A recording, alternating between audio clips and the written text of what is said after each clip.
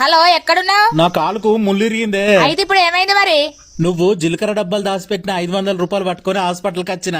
నా ఒళ్ళు మంచిగానే అయిందే, కానీ ఇంకా ముళ్ళు రాలేదే. నువ్వు ఇంటికైతే రా తాత, నీకు జీడి గింజ సురుకును ఉప్పు సురుకు పెడతా. నీ ముళ్ళత్తది, నీ ఒళ్ళు ఇంకా మంచిగా అవుతుంది. నువ్వైతే రా తాత రా. ఇవ్వాలని చూస్తే నా ఇజ్జత్ పోతది. అంతగానో ఇజ్జత్ లేని పనులు ఏం చేసిర్రు?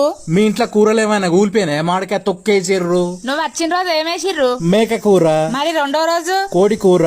మరి మూడో రోజు? కోడిగుడ్ల కూర. మరి నాలుగో రోజు? పప్పు చారు. ఐదో రోజు ఇంటి అల్లుడైనా మంచిది ఆవకాయ బద్దేసుడే. తిను తిను.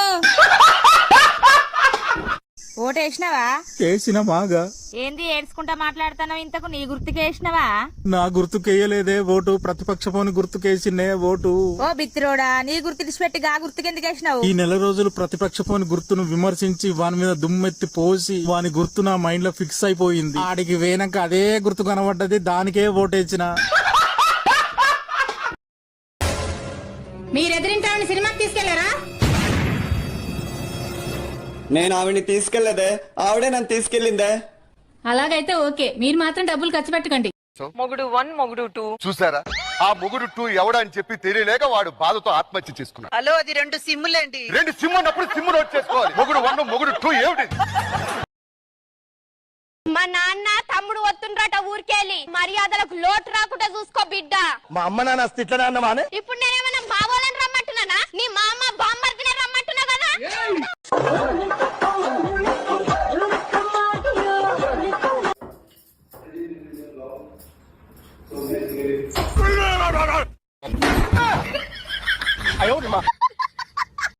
కాఫీ. సుబ్బారావు అయితే నేను లేనని చెప్పు. అలాగే. హలో, మీరెవరండి? నేను సుబ్బారావు గారి వైఫ్ నండి. మీ వారు ఉన్నారా? ఉన్నారండి. ఒక్క నిమిషం, మా వారు మాట్లాడతారట. నేను సుబ్బారావునమ్మా, మూర్తి గారికి ఒకసారి ఇస్తారా? ఆయన లేరండి. ఇది వరస. చూడ్డానికి ఇందిరాగాంధీ అంత ఇంటెలిజెంట్ అనిపిస్తుంది. ఓసారి మాట్లాడితే గానీ తెలియదు ఇవి గొప్పతనం ఏమిటో. మీరు మరీను చిన్నపిల్ల ముందు ఏమిటా పొగడతలు? బాబా, మా అమ్మాళ్ళ ఇంటికాడ ఉండబుద్ధి అయితే లేదు, నేను వస్తా. 10 రోజులు ఉంటాను పోయినా, ఒకటే రోజుకి వస్తా అంటున్నావు ఎందుకు? ఈడ మా వాళ్ళతో కొట్లాడితే నీతో కొట్లాడినైతే కిక్ వస్తలేదు.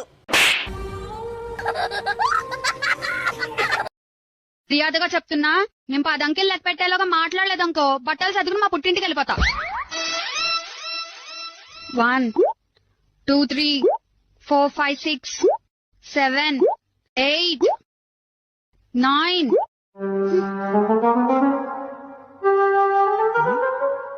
తొందరగా 10 కూడా లెక్కెత్తి బట్టలు చదువుకుని పుట్టిండి పో.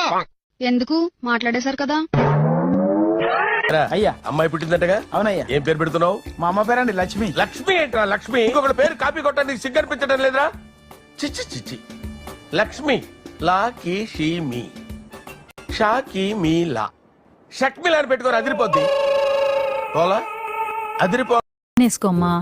పర్లేదా అంటే చాలు. సరే అయితే. సరేనా అంటే ఇంకోసారి అడగరా? అది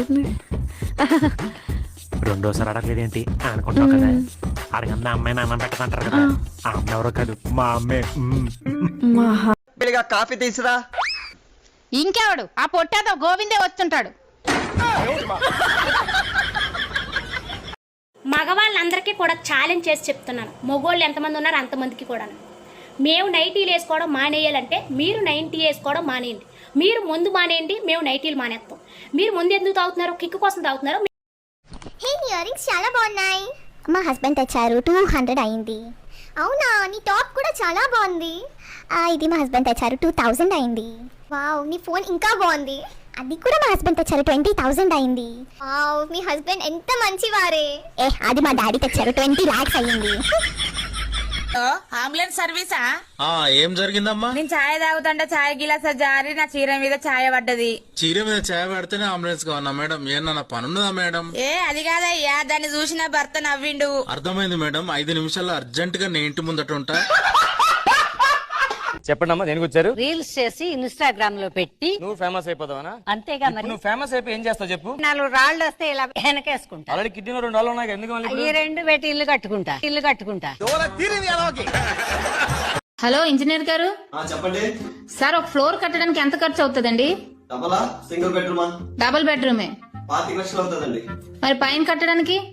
ఇంకో 10 లక్షలు అవుతుందండి. కింద కట్టడానికి 25 లక్షలా? పైన కట్టడానికి 10 లక్షలా? అయితే కింద మానేసి పైన కట్టియండి. ఏంటి ఇంట్లో పనులన్నీ పని మనిషిలకు నేనే చేస్తున్నాను, నాకు నెల నెల జీతం కావాలి. అంతే కదా, నీకు ఎంత జీతం కావాలంటే అంత జీతం తీసుకో. నిజంగానా? నిజంగా. కాకపోతే ఒక షర్తు. ఏంటి? నాకు పని ఆవిడ నచ్చకపోతే మాత్రం మార్చేస్తాను. నాకే జీతం వద్దులేండి.